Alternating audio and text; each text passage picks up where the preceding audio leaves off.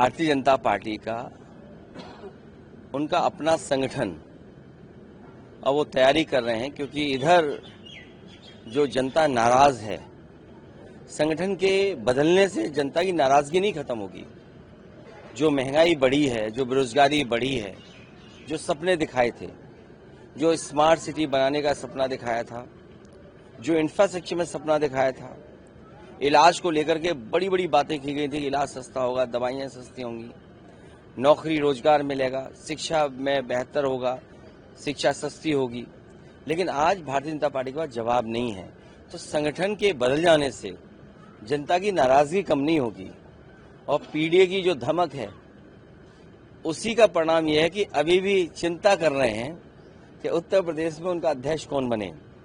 अध्यक्ष बनने से ज्यादा उनके अंदर जो इंटरनल जो डिस्कशन होता है, बड़े बड़े बुद्धिजीवी, बड़े बड़े सलाहकार और बड़ी कंपनियां बैठती हैं। सुनने में आया कि कई कंपनियां हायर की गई हैं जो विलेज स्तर पे सर्वे कर करके और जगह जगह लोगों से जानकारी हासिल कर करके जो सर्वे की टीमें वो उन्हें जानकारी देती हैं। तो केवल अध्यक्ष बनाना नहीं है, वहाँ ओसीएम और डीसीएम को भी बदलने का मामला चल रहा है। ओसीएम को कहाँ पहुंचाएं, डीसीएम को कौन सा पद दें, तभी उनका प्रदेश का अध्यक्ष तय हो पाएगा। सर, डिप्टी सीएम है ब्रजेश पाठक, वो जेपीएनआईसी को लेकर समाजवादी पार्टी पर आरोप लगा रहे हैं कि बड़ा भ्रष्टाचार हुआ है। देखिए, वो कुछ नहीं जानते, क्योंकि उन्हें अपने अस्पताल, मेडिकल कॉलेज, उनकी चिंता करनी चाहिए। और मैं आज आपसे कह रहा हूँ, रिकॉर्ड पे रख लेना आप बात, जितने भी मेडिकल कॉलेज हैं, किसी भी मेडिकल कॉलेज में जो मानक के हिसाब से प्रोफेसर्स होते हैं, असिस्टेंट प्रोफेसर्स होते हैं, टेक्नीशियंस होते हैं, वो किसी अस्पताल में नहीं है। और उसी का परिणाम ये है कि प्राइवेट अस्पताल तरक्की कर रहे हैं और प्राइवेट अस्पतालों में लोग भाग रहे हैं इलाज के लिए। आप केजीएम में चले जाएं, आप लोहिया इंस्टीट्यूट में चले जाएं, आप पीजीआई में चले जाएं, बड़े पैमाने पर भीड़ है। और दूर न जाएं आप, बगल में कैंसर इंस्टीट्यूट है। जिस डॉक्टर ने मुझे केवल दिखा दिया, हम लोगों को सच्चाई बता दी, उस डॉक्टर को शुक्ला थे कि वाजपेयी थे, मुझे याद नहीं है, उनको हटा दिया ट्रांसफर पोस्टिंग से। कैंसर इंस्टीट्यूट बगल में है, कैंसर का इलाज नहीं हो रहा है। उनके अपने नेता जो बीजेपी का जिस समय बनना था और जिस समय पहले अध्यक्ष चुने गए, पहले प्रधानमंत्री बने, उनके नाम पर यहाँ यूनिवर्सिटी बनी है। मेडिकल कॉलेज बनाने का काम था, यूनिवर्सिटी बनाने।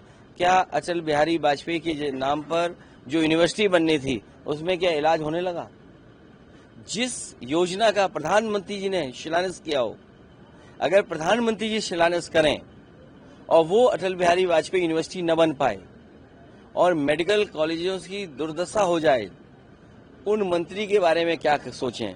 वो रात भर सो नहीं पाते, रात भर कैसे सीएम बने उनका सपना देख रहे हैं। जो व्यक्ति सीएम का सपना देख रहा हो दिन रात, उससे आप क्या उम्मीद करोगे? और जेपीएनआईसी वो बिल्डिंग है जो one of the best building है, और उन्होंने एलडीए को इसलिए दिया है क्योंकि वो बेचना चाहते हैं। सोसाइटी जो थी, वो सोसाइटी का मैं फाउंडर मेंबर हूं, हमारे राजेंद्र चौधरी जी फाउंडर मेंबर हैं उसके। फाउंडर मेंबर को आपने हटा दिया, सोसाइटी को आपने हटा दिया। अगर ये परंपरा होगी कि किसी फैसले को जो कैबिनेट से लिया हो उस फैसले को बदल देंगे, तो आने वाली सरकार भी उन फैसलों को बदलेगी जो ये कैबिनेट फैसला ले रही है। अगर कैबिनेट के फैसले बदलने लगेंगे, ये कैबिनेट के फैसले से सोसाइटी बनी थी जिसके हम लोग फाउंडर मेंबर हैं, और फाउंडर मेंबर और सोसाइटी को हटाने का लक्ष्य यही है कि वो बेचना चाहते हैं, वो चीज को हटाना चाहते हैं। आज आप सोचिए, हम खड़े हैं, आम का मेला कहाँ लगाया, आम महोत्सव कहाँ बन रहा है? अभय शिल्पग्राम किसने बनाया? समाजवादी सरकार में बना। वहाँ पटिया लगी है जहाँ हमारा उद्घाटन है, कहो तो हम चलें शिल्पग्राम में आम का वही देखें पटिया जाकर के। जहाँ हम खड़े, ये जो ऊंची बिल्डिंगें दिख रही हैं, ये किसने बनाया? ये नेताजी का बनाया हुआ है, समाजवादी पार्टी का बनाया हुआ है। 3000 एकड़ का लाइसेंस नेताजी ने दिया था और 3000 एकड़ का लाइसेंस समाजवादी पार्टी पिछली सरकार में मिला। ये जो इंफ्रास्ट्रक्चर और अच्छा होना था और सुविधाएं मिलनी थी, इन्होंने इतना दबाव बनाया अपने लोगों को खुश करने के लिए, इतना भ्रष्टाचार किया कि हर चीज महंगी हो गई है।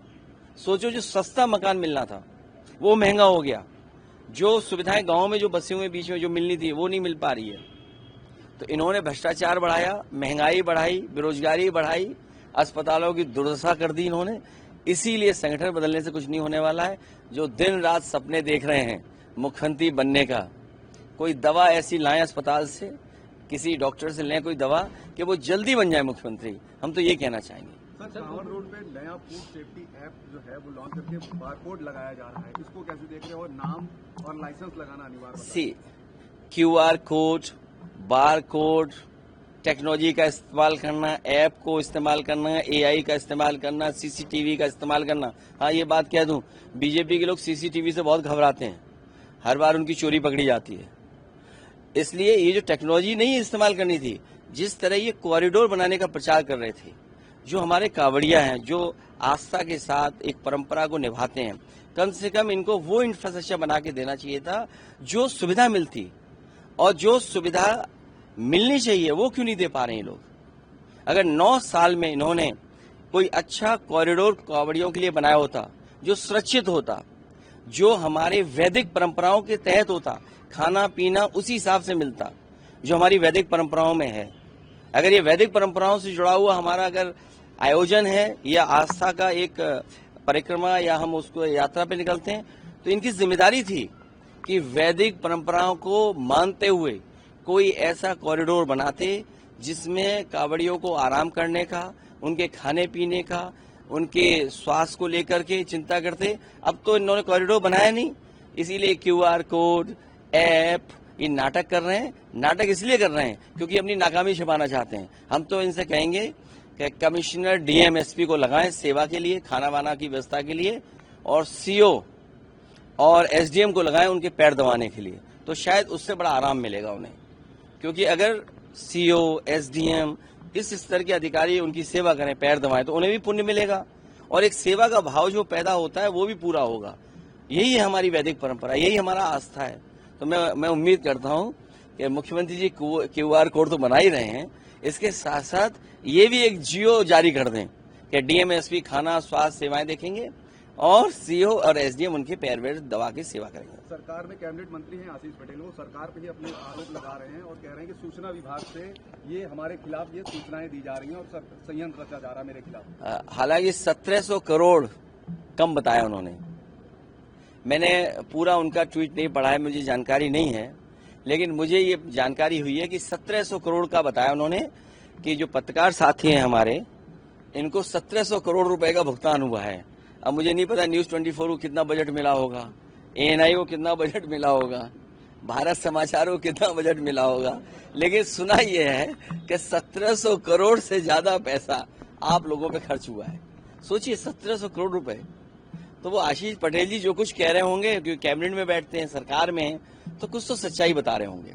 पद छोड़ने की बात भी कही है। नहीं, वो उनका व्यक्तिगत हो सकता है, लेकिन जो वो जानकारी दे रहे हैं उसमें कुछ सच्चाई हमें लगती है।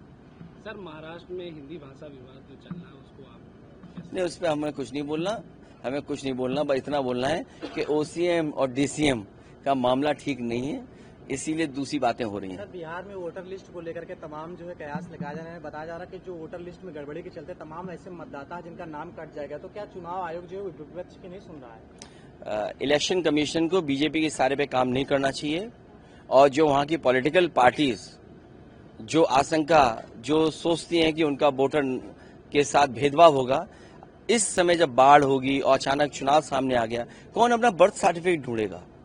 आप 20-25 दिन के अंदर 8 करोड़ वोटरों को आप नई वोटर लिस्ट बना रहे हैं।